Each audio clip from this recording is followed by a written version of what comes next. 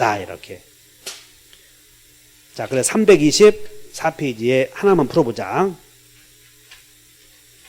29번에 2번에다 별표를 내. 324페이지에 29번에 2번. 자, 여기 봐. 가불간에 10월 20일 날 계약을 했고요. 11월 20일 날 삼성부동산에서 만나기로 했어. 두 사람이. 삼성부동산에서 등기 서류 준비해 오고 매수인은 잔금 준비해서 만나기로 했다고.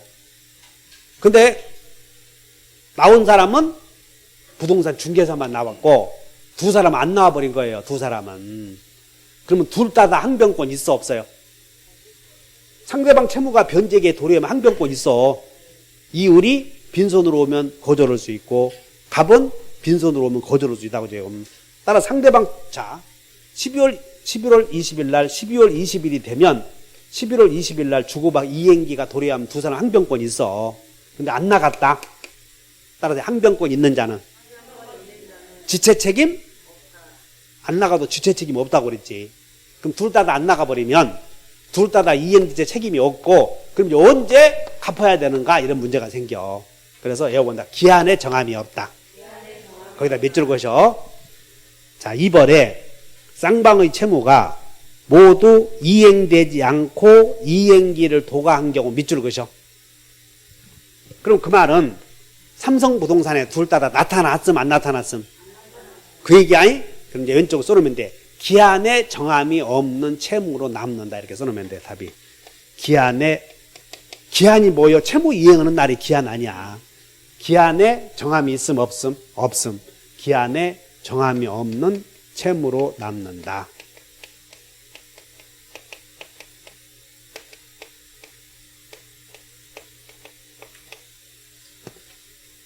따라서 쌍방의 채무는 더 이상 동시행 관계예요. 여전히 동시행 관계가 있어. 여전히 동시행 관계에 있다고 그랬지. 그리고 기한의 정함이 없다. 이렇게. 그래서 틀린 것은 몇 번? 2번. 자, 30번만 풀어보고 가자. 30번. 갑과 을이 갑소유 건물에 대하여 매매계약을 체결하였다. 단 잔금과 소유권 이전은 동시이행하기로 하였다. 1번. 매도인이 이행을 제공함으로써 을이 수령지체 밑줄 그셔. 수령지체 빠진 경우 후에 갑이 재차 이행 제공 없이 밑줄 그셔. 갑이 재차 이행 제공 없이 이 말은 맨입으로 그러지? 맨입으로 그러면 항변권 있다. 그러니까 여기서 두 개를 봐야 돼. 따라 수령지체 빠진 자도 항변권 있다. 맨입으로 와도 항변권 있다. 같은 표현이야 지금 이게. 있다. 2번. 자, 을이 선의행 의무 밑줄 그셔. 선의행 의무. 그러면 선의행 의무 그러면 있을 수도 있고 없을 수도 있고 그래. 근데 선의행 의무를 부담하면 원칙은 있어 없어? 없지. 원칙은 먼저 이행해야 되니까. 근데 선의행 의무를 이행하는 동안에 상대방의 이행기가 도래했다는 말이 나오거든. 그래서 2번. 선의행 의무 밑줄 그셔봐. 이렇게 해놓고 왼쪽에다가 주의 이렇게 써.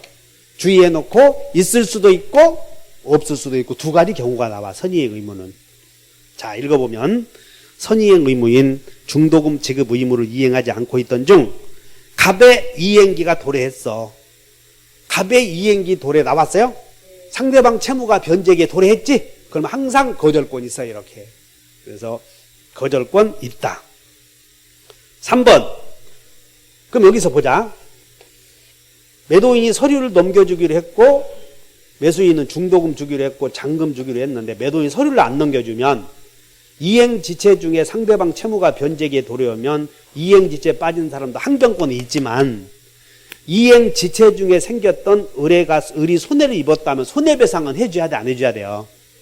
우리는 지금 항변권 있냐 없냐만 공부하는 것이지 손해배상 있냐 없냐를 문제 삼지는 않아. 다만 이행지체에도 채무불이행이지. 이행지체에 빠진 자는 항변권이 있어도 손해배상은 해줘야 된다. 이렇게 기억해 줘야 돼. 이거 일반론으로. 그래서 별표 해보셔. 별표. 자, 3번. 이의 경우 을의 중도금 지급 기일부터 잔금 지급 기일까지 여기 잘 봐야 돼. 그러면 중도금 지급 기일부터 여기 그러면 잔금 지급 후에 여기까지 물어보거든. 그럼 잔금 지급 기일 전에까지는 이행 지체 있었지? 그러니까 손해배상 해줘야 되고, 잔금 지급 기일이 도래해버리면 항변권 있어 없어요? 있지. 그때부터는 손해배상 의무가 없어 이렇게. 그때부터는 이렇게. 두 개 주의하셔야 돼. 그래서 동시행 관계 있다. 그래서 맞고 4번 갑이 소를 제기했대. 소 제기 그러면 패소여 상환이야. 그래서 상환 이행 판결을 해야 한다. 맞지? 소 제기했을 때는 패소 없다 외웠지 않았어. 그래서 갑이 소를 제기하여 을에게 대금 지급을 청구했을 때 을이 동시행 항변권을 행사하여야 안 해도, 아니 법원에서는 행사해야 된다니까. 주장해야 돼. 직권으로 고려하면 절대 안 돼. 따라서 법원에서는 가만히 있어야 돼. 주장해야 돼. 주장해야 돼. 그래서 법원에서 주장하면 상환 이행 판결을 한다. 패소 없지? 맞고, 그 다음에 5번 갑의 소유권 이전 등기 기일이 도래했을 때 을은 항변권을 행사하여야 몇 줄 지체 책임 지지 않는다. 몇 줄 행사해야 면해, 행사하지 않아도 면해. 지체 책임 지지 않는다. 그러니까 5번이 틀렸잖아. 이런 게 문제 맞히겠어요? 외워버려. 자동 없다. 항변권이 있으면, 자, 항변권이 있는 자는 항변권이 붙어있는 채권을 자동 채권으로 하여 상기할 수 없고, 항변권이 있는 사람은 행사해야 행사하지 않아도 지체 책임 없고, 소송에서는 가만히 있어야 돼. 주장해야 돼.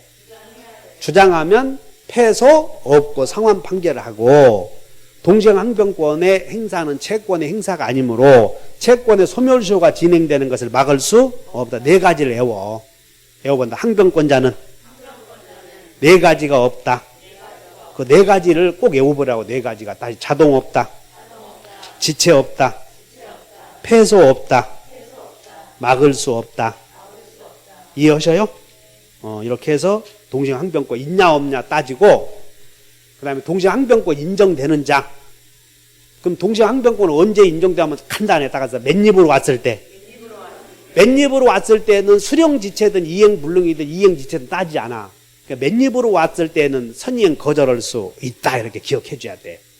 그리고 맨입으로 왔을 때가 기억이 안 날 때를 대비해서 외워버려. 지체불능자도 있다. 이렇게 외웠던 것이에요. 이렇게 해서 동시행 항변권을 마치고, 그 다음에 328페이지에 제3자를 위한 계약.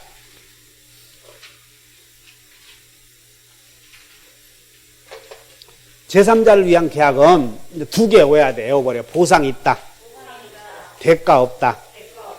그 다음에 외워봐요. 제3자는 낙약자에게 형청손만 있고 의무는 없다. 제3자를 위한 계약은 두 개 외워야 나더라. 보상 있다. 대가 없다. 제3자는 낙약자에게 형청손만 있고 의무 없다. 요걸 머릿속에 기억해주면 문제가 다 풀려버리는 거예요. 그럼 이게 뭔 얘기냐면, 갑이 을과 우리는 밥만 먹으면 매매를 해. 그래서 을과 이렇게 매매를 체결을 해. 토지 넘겨주겠다, 대금 주겠다, 이렇게 매매가 이루어졌어. 지금 두 사람 사이에. 그리고는 두 사람 사이에 매매가 이루어지거나 사망에 뭐라고 하냐면, 매매 대금 1억은 을이 병에게 주기로 한다라고 을과 갑이 약속할 수 있어 없어요? 이걸 뭐라고 하냐면 제3자. 여러분들 계약서에 들어가는 내용을 다 같이 크게 따라서 한다. 부관, 약관, 약정, 특약, 다 같아. 다시 장남, 큰아들. 그럼 이걸 제3자 약관이라고만 하는 거예요. 이걸 제3자 뭐라고 그래? 약관. 그럼 여러분들 여기 생각을 해. 을이 여기서 나오는 병에게 돈을 주냐 마냐는 매매계약의 효력에 영향을 받아 안 받아? 안 받아? 매매가 무효이면 돈을 주지 말아. 토지 안 주겠지. 그거야 딱 결론이. 그래서 이 매매를 우리는 매매도 있고 타인을 위한 생명보험도 있고 많음으로